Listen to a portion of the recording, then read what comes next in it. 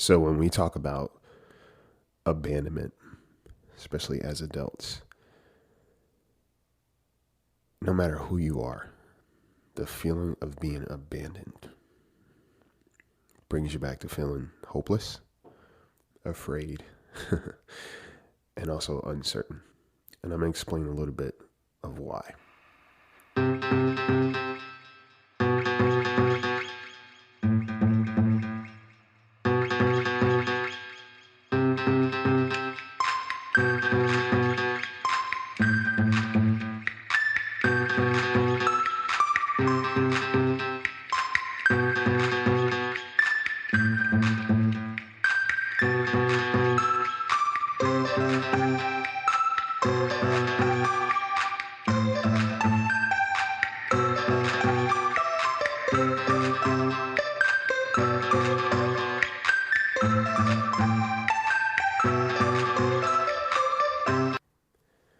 Guys, what's going on? Welcome to the Bird Brain Podcast, where the goal is to rise above it all, stay elevated, create that infinity, and up your you. I'm your host, Isaiah, and it's May. It's Mental Health Awareness Month. So, happy Mental Health Awareness Month. Although mental health awareness is an everyday thing, this is the month that is devoted and dedicated to acknowledging what it is and bringing more awareness to it, and how mental health is just in the everythings. Okay. And before I get started, I wanted to shout out a new patron, Miss C. Jackson. Thank you for being here. Thank you for your contribution and support of the podcast. It's good to have you. And shout out to my Apple subscribers. The funny thing is I don't get notifications of the subscribers that I have on Apple. I just know I have them, so I don't get the names of you guys, but I want to let you know that I appreciate you as well. And if you listen on Spotify, there's also a subscription option, so you can be a part of the nest as well. So yes, thank you, C. Jackson. Welcome. I hope you find your stay amazing and comfortable, but also beneficial. All right. And today's episode, funny enough, is all about abandonment. Now, I've talked about abandonment on a previous episode a while ago because my therapist had said something to me. And they were like, as an adult, you cannot be abandoned. You can't be abandoned, right? And if we're talking about in the literal sense, right? Because you're able to function as your own person. When you're an adult, for the most part, you're capable. So you can't necessarily be abandoned. But that does not stop us as adults from still feeling those moments of abandonment, right? It's hard. It's tough. And since I think this is such an important concept, I am going to talk a little bit about abandonment on this episode. And then for the bonus content, if you're a subscriber, I am going to lay out some tools that you could potentially use and rely on to just, guard yourself a little bit, take better care of yourself in those moments of uncertainty. And these are also a couple of practices I use with my clients, my mental health clients when I'm coaching, because, abandonment in itself is it's a very mercurial thing. And when it happens, or the fear of it happening, all cylinders are firing. You know what I'm saying? Everything is kind of, it's just, you don't know what to do. So you try to do everything in your head, right? Sometimes, externally, but you're trying to do everything and you just kind of, you check out, right? Because it's like, I don't know what to do, because now I have to survive, because this person is leaving me for dead. Essentially, that's how it feels. Like abandonment. I read somewhere it was like abandonment feels like death in your body. And it's so crazy when you think about that, right? How much it affects us as people. And the funny thing is as people, no one wants to be, I don't want to say alone, because some people do like their own company. But there's a difference between solitude and a difference between being left, right? There's a big difference. And then some people value their solitude so much because they don't want to be in a situation where they could potentially be abandoned or feel left out. The thing about it is, as people, we don't want to experience being left out. We're creatures of connection, right? So by design, being removed from the pack, right? Being rejected, all that feels very painful on so many levels. Even in conversation, if you're talking to somebody about something pretty profound and deep, and it just seems like they're not listening, and you care about this conversation, you care about the situation, and it just seems like, either they just kind of dismiss it or whatever. That's in itself can feel like you're being abandoned. You're being abandoned in a very crucial and sensitive time, right? And forgive my sinuses if I sound like I'm underwater, because it's apparently allergy season and your boy is struggling. But yes, so in the terms of being abandoned, it's scary because it sends your body into shock, right? And sometimes the abandonment can be a progressive feeling, like there's something that's sneaking up on you, or it could be a sudden thing. Ghosting.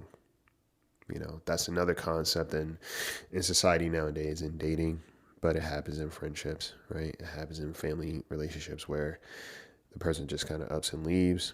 You never hear from them again, really, or you don't really hear from them in the space that you think you should or would, and they just check out, right? And you're just kind of left there like, what happened?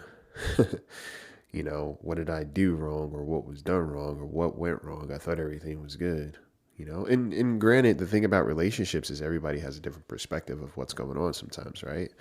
So even in that space, somebody who may feel like they were just being abandoned, for the other person is like, well, I don't feel like I was connected. I don't feel like you were present with me, and I had to check out. Now, this isn't one size fits all, right? Because I think that ghosting is such this concept that's become very much appropriated in our culture nowadays. Not just in dating, like I said, but like I notice it in a lot of ways. Say you bring up something uncomfortable and you want to have a conversation, and somebody just checks out on you, right? You don't know when they're going to come back, right? They may come back, or they may come back when it's convenient for them, or they just may not return at all. And you're kind of left there, whether you're abandoned or you feel like you're abandoned in that 10 minutes because nothing was said or done, or just time goes on and you never hear from this person again. It's a really shitty feeling. And I think if we think about it, if we go through our life, a lot of us may have been responsible for abandoning other people in moments of discomfort, right? And like I said, not just dating. You can feel abandoned, like I said, it's in a conversation. I'm not, not being listened to, or, something, I'm not being taken into consideration. So I'm just kind of left here on my own, right?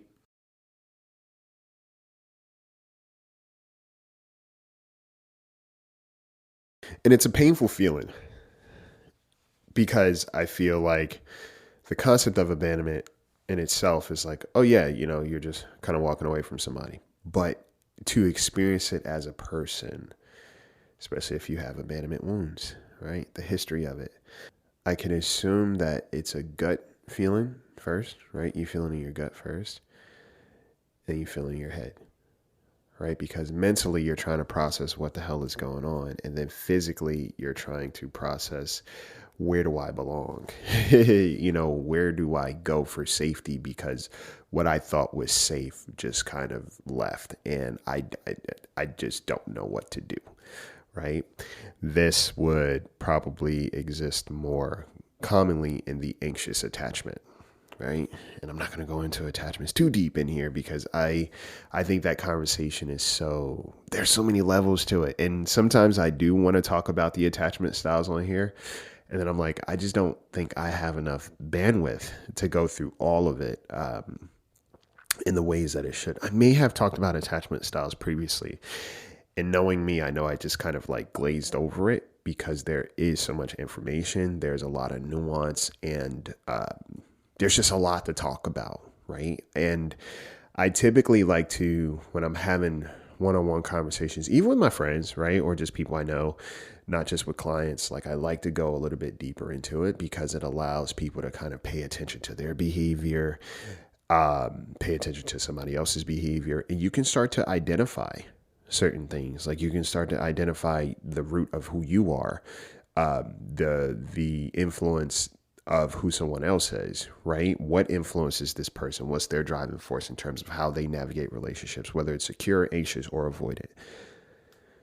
In anxious and avoidant relationships, I will say more often than not, the anxious person feels abandoned when they bring up something important and the other person just kind of checks out, right? They just check out and they don't even kind of communicate, hey, I need this space. I'm being overloaded.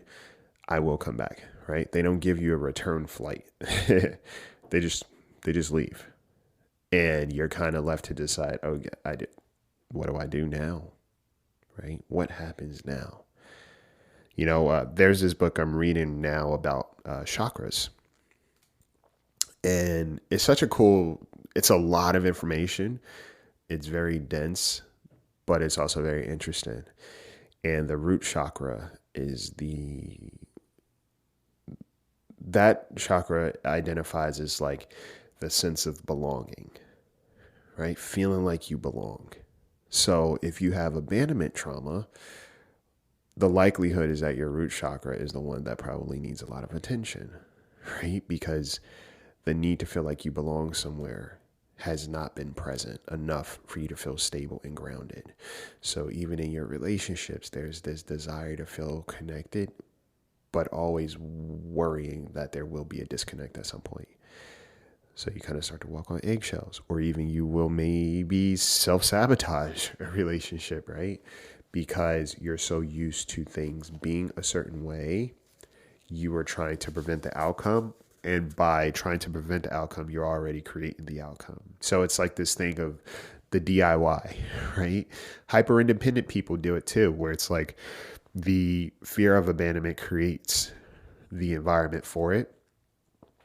If I don't rely on anyone because I'm afraid of being let down, then I can now, if I don't rely on anyone because I fear being let down and disappointed, and at some point in time, I was told that relying on people was weak, needy, unacceptable, then I will kind of always keep people at this distance. And me keeping people at this distance also reinforces this feeling that I don't have anyone. You get what I'm saying? So it's like one hand is washing the other and it's just dirty water being recycled. Okay? Abandonment is a tricky thing, man. It's really a tricky process, and it comes with a lot of angst. It comes with a lot of grief, and a lot of times the people who are doing the abandoning, may not always understand the severity of what's happening to a person that they are walking away from, because everybody else has their own different histories and different challenges that they're trying to work through. And again, some people may really deal with abandonment in a very big way, right? In a very big way. And then for it to happen, kind of just, it sends your body into shock. And you feel like a little kid again, honestly. And it's just a reminder of how delicate of people we actually are, no matter who you are. And it's not gender specific, right? Everybody fears to some degree being left by somebody that they care about. It's a fear. Even if you're a guy, it's a fear. No one ever wants to be left out of the pack, right? In abandonment, when that happens, it does very much that. You know, it creates that space of unsafety, right? I'm not safe. I don't have a safe place. Okay, so where do I go? I have nowhere to go. And although it's just, for the most part, it's just happening in your head, right? It's that fight or flight response. In that moment, you don't see it any other way. Okay. And what I don't like about society nowadays in terms of ghosting is this concept that comes with, well, no one owes you anything. No one owes you anything. So if somebody ghosts, you just get over it. You were only talking for like a minute, or you guys weren't even in a relationship yet. And it's like, to some degree, yes, true. And that requires, all right, working on your attachment, working on your desires, working on what your expectations were of other people, but also still being able to understand, well, I have feelings and I can still be affected by this. Naturally, I'm going to be affected by something. My experiences will influence how I'm affected. That's just what it is. Okay. We can't turn off our history. So everything that's happened up until this point, I am that. Okay. I am a mixed bag of my history. So by design, I'm going to respond in a certain way. I'm going to react in a certain way. I'm going to process in a certain way. Okay. Even while you're doing the work and trying to heal from it, you're still going to respond first, right? And then depending on how much work you've been doing through certain experiences and certain traumas and certain fears, then you will have the ability to kind of take a step back and reevaluate and understand, all right, what exactly is happening to me mentally? What exactly is happening to me physically? Okay. Abandonment is such a tricky thing. And I think more often than not, people experience it. And usually the people who are trying to just push people away immediately also fear abandonment. So going back to attachment styles, the avoidant, I'm going to leave you before you leave me, right? Is that space. Okay. I'm going to dip out before you dip out on me. So they too also fear abandonment. So in order for me to not be abandoned, I'm going to have to do the abandoning. Okay. And it's this push-pull constantly, especially with anxious and avoidant attachments. You see it all the time, right? The anxious chases down. Everybody wants to get closer to something. The avoidant is trying to get closer to themselves, and the anxious is trying to get closer to someone else. But both people are looking for a sense of comfort and safety. Not in the healthiest way, but both are seeking the same thing. They have the same need. The same need. But how it's defined for both of them is very different. Right? They both seek safety in very unsafe places. And anxious is seeking safety with an avoidant person, somebody who is not willing or even capable of providing that. And the avoidant is seeking safety with themselves, not realizing that I constantly create these spaces of scarcity for myself by checking out of relationships, etc., when things get a little tricky for me. Right? There's so many layers to this concept of what abandonment is. And I was just thinking about it, right? I was just thinking about it because you could even recognize it, like I said, in a conversation. And sometimes people don't even pick up on that, right? Say you're talking to somebody about something very deep and very profound, and it just doesn't seem like they're listening, or it doesn't seem like they care. And it's important to you, right? And so is this person. And think about how it feels in your body, because it's like, I don't know if they cared. I don't know if they were listening. The conversation just changed, and it just seems like I got left out there, right? I feel like I got abandoned,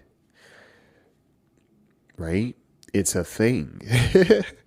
It's very much a thing. And the effects that comes with that, the grief that comes with that, right? The angst that comes with that, the awareness that comes with that sometimes.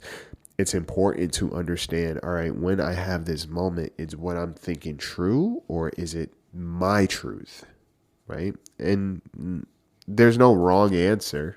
There's no wrong answer. But being able to slow down and understand what exactly is happening to me and what's happening through me allows there to be much more space to work through it.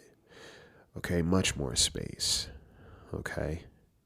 because you can do it, right? Abandonment is a very scary thing. Being left, like I said, is a very scary thing. Think about a relationship that you've been in for God knows how long. The idea of that thing ending scares you because it's like, well, what do I do now? What is my life outside of this? I don't know what that looks like. I don't even know if that's possible, right? That's why a lot of times when people go through breakups, it's like, I got to get to know myself again, or I don't have an identity, because up until this point, your identity was your relationship, right? It's so interesting and such an like I said, a very nuanced, layered process when we go through moments of abandonment. And it's not just a one size fits all, guys. And I hope this kind of allows you to be more mindful too of how you are treating people. Okay? Because yes, having uncomfortable conversations is difficult sometimes. But if you respect the person, hopefully that will influence your actions first, right? One of the things I say to myself is the relationship I have with someone else that I truly care about is more important to me than the relationship that I have with my ego. And if I can remember that, then that means that there are certain practices that I will implement even when it's difficult, right? And when you have an uncomfortable conversation with another person, there's a way of going about it, but there's an understanding that instead of me stonewalling or checking out or whatever, I am also giving the other person the opportunity to show up in this relationship and provide their perspective, because the goal for me is to not separate from them. If anything, is to connect to them. And most people are not operating on that. It's just kind of like, all right, I'm out, you know? But if you are really going about it and you can really get past the discomfort or the need to be right or the need to defend yourself, and it requires the person on the other end too, being cooperative and being present. That's how relationships work. Healthy relationships, both people need to understand that you matter to me more than my ego and more than me being right. And again, when I say relationships, I mean friendship too. I mean romantic partnership. I mean family. And I talk more about friendship a lot of times because, again, I noticed how scarce friendship in itself actually is in the world. I just scroll on social media. I see it. I hear it. Everybody's talking about how lonely they are, or about how being alone is the better choice. Or when somebody talks about their friendships or whatever, like, oh man, I wish I had that. But it's like you have pictures with all these people and you mean to tell me that none of them identify or even fit the bill of the description of the friend, right? That's sad. So who are these people? Right? You feel abandoned in present relationships, active relationships. To feel abandoned in an active relationship is heartbreaking. Okay? I hope all this stuff made sense because, like I said, abandonment in itself is such a thing, right? It's such a process and it's such a tricky dance. And when we are in those moments of abandonment, we get scared, right? We don't know what to do. We get angry. We get upset. Sometimes we try to cling on to that person.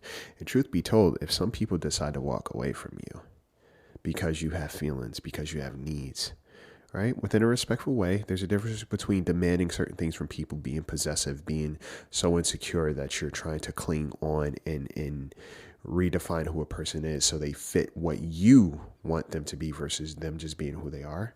That's a cause for concern. But I'm talking about in a relationship with two people just trying to exist and come together. If somebody feels that your needs are too much for them and you're just seeking respect and safety and trust and reciprocation, let them walk. Those people are not abandoning you because they never showed up for you. And I want you to always remember that. Pay attention to the people you feel abandoned by, because I can almost promise you the likelihood is you probably felt like you were on your own in that relationship or exchange with them for quite some time. You just learned to self-parent, self-soothe, be self-sufficient, so you didn't require much. And because you didn't require much, they stuck around. But their needs were always met. That's the real reason they stuck around. But I also want you to be mindful and ask yourself, how have I been abandoning myself in life? What practices, habits, behaviors, trauma responses influence me abandoning myself? And understanding that people who ghost, people who abandon, a lot of times is mental, it's emotional, it's situational, it's conditional. Okay? There's reasons why we do a lot of things, but doesn't mean you have to spend the rest of your life trying to figure out why somebody keeps treating you poorly if you are being intentional about how you treat others. Just remember that. All right? So that's all I got for you guys. I feel like I talked a lot. Like I said, if you're a subscriber, I will break down some tools, some practices, and just some moment-to-moment work that you can use to combat the feelings of abandonment when they do show up, and just understanding a little bit better what's going on. And if you really want to work through this stuff, sign up with me. Like I said, it's mental health awareness, so I hope you are making it a point to take care of your mental health, but also be mindful of the people around you. Just check in, see how they're doing, but check in with yourself. And yeah, just keep taking care of yourself, okay? Keep taking care of each other. And of course, take flight.